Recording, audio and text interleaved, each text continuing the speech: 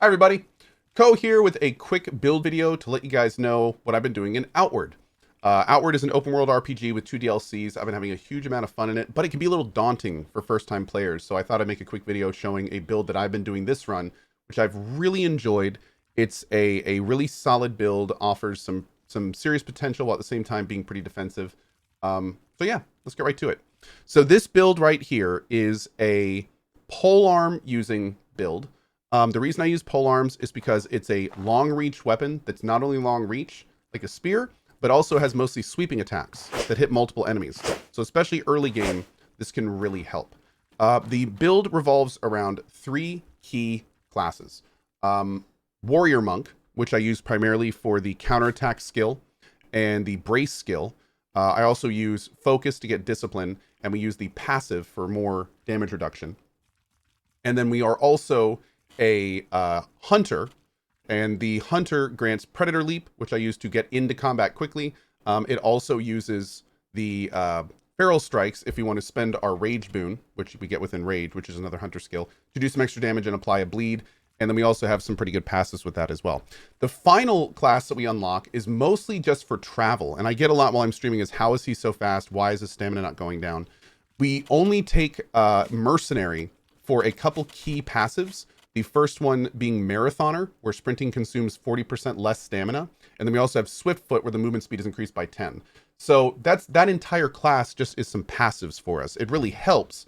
But again, the Hunter class and the Warrior Monk really do a lot of our damage as well. Now, another really nice thing about this is the Warrior Monk primarily utilizes the Discipline buff. And that is this guy here with Focus, and we can also get it on a parry with Brace. The Hunter utilizes the Rage buff, which grants more damage if you're in Rage. Also, there's food and potions that add Rage. And also, Rage is needed for leaping skill and expended with Feral Strikes.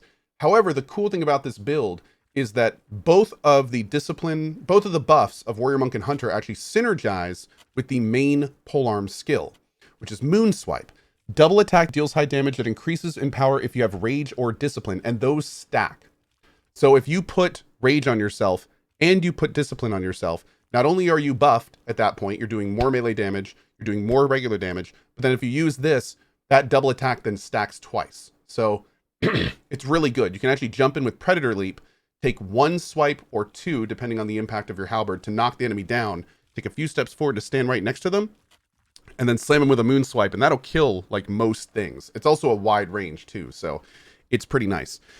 Now, we do utilize some other T1 passives. So before the break, we have like the Shaman skill that gives us a little bit of weather tolerance. We also have some of the ones from Mercenary, which I believe are fast maintenance and armor training. We also have efficiency, things like that. So T1 buffs are the buffs that you can get from classes before you have to actually spend one of the 3 points to advance into that class. But yeah, outside of that, that's pretty much what we do for the build in general. The armor we use in this one right now, to get around quickly, I have 2 sets of armor. You see me zooming around primarily because I'm using Master Trader gear. This not only reduces the stamina cost, but also increases movement speed.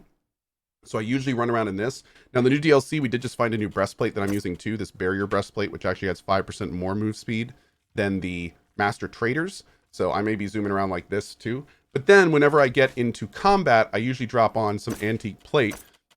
This is lighter armor that you can get in the DLC 1, the Soroborians, and I've also enchanted it with a buff called Aegis to increase the protection. So it doesn't have a lot of impact resistance, but as long as I'm not getting hit too much, I can keep going through there. Now, in terms of weapons, I'm using a Tsar halberd, but there are lots of different halberds you can get throughout the game. If you're planning on doing the base game first, and you don't take many buffs from the Immaculate, as you find them in caves, or take anything for that matter, he has a really nice halberd called a Dream halberd you can get.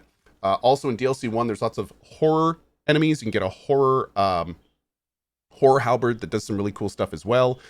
We have all sorts of fun options as halberd users. So you can also use spears with this build pretty effectively. You already have 2 counterattacks with Brace and Counterattack, but you can also replace your 1 with the main spear ability, which is yet a 3rd counterattack. And if you have good timing, that can make fights a lot of fun. Keep in mind, though, a spear is only going to attack ahead. It does have more range, but it only has sweeping attacks on some of the heavy attacks and combo ends. So important to mention. Anyway, I don't want this to get too long. In fights, I do use a lot of varnishes and rags. You do want to keep your stamina up with stamina, food, and water. Carrying potions on you and bandages at all time is really good as well. And that's really about it. The only thing I would change about this right now is I did get mana, and I do have the T1 Shaman buff to give me a little bit of extra usability there if I want it. But I honestly don't use it too much. That's this guy here.